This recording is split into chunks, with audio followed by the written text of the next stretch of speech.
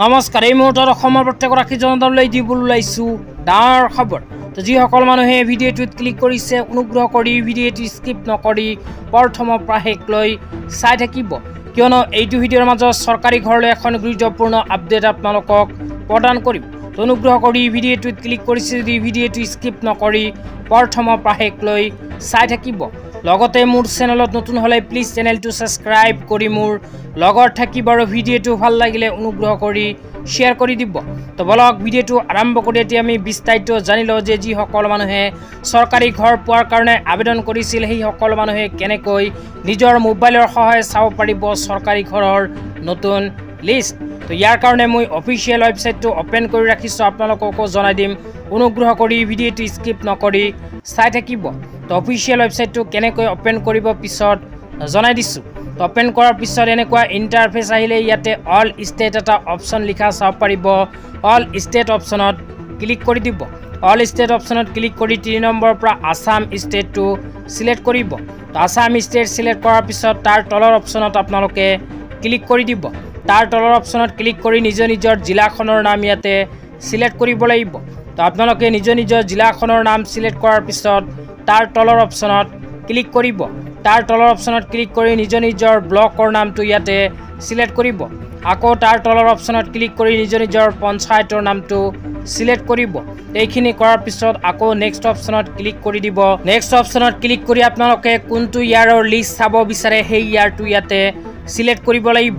তো ইয়াৰটো চিলেক্ট কৰাৰ পিছত আকৌ তাৰ তলৰ অপশ্যনত ক্লিক কৰি দিব। তাৰ তলৰ অপশ্যনত ক্লিক কৰি দিলে এনেকুৱা ইণ্টাৰফেচ আহিব। ইয়াতে প্ৰথমে লিখা চাব পাৰিব প্ৰধানমন্ত্ৰী আৱাস যোজনা গ্ৰামীণ। তো প্ৰথম অপশ্যনটোত ক্লিক কৰিব। ক্লিক কৰাৰ পিছত অকণমান তলত চাব পাৰিব কেপচা। মোৰ ক্ষেত্ৰত 30+10 আহিছে। তো আপোনালোকৰ ক্ষেত্ৰত প্লাছো আহিব পাৰে, মাইনাছো আহিব পাৰে। প্লাছ আহিলে প্লাছ কৰি তলৰ ঘৰত বহাব আৰু মাইনাছ আহিলে মাইনাছ কৰি তলৰ ঘৰত বহাই ছাবমিট অপশ্যনত ক্লিক কৰি দিব। ছাবমিট অপশ্যনত ক্লিক কৰি দিয়াৰ লগে লগে আপোনালোকৰ সন্মুখত এনেকুৱাকৈ চৰকাৰী ঘৰৰ নতুন লিষ্টখন আহি যাব। তো ইয়াতে আপোনালোকে নিজৰ নামখন বিচাৰি চাই ল'ব।